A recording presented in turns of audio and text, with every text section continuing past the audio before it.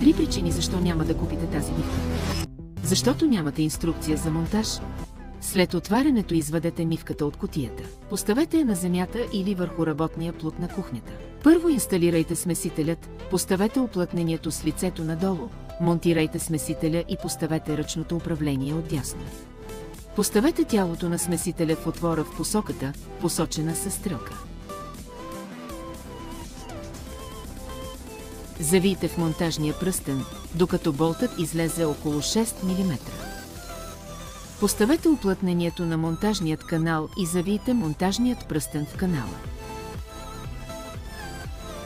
Регулирайте позицията и затегнете винта на монтажния пръстен.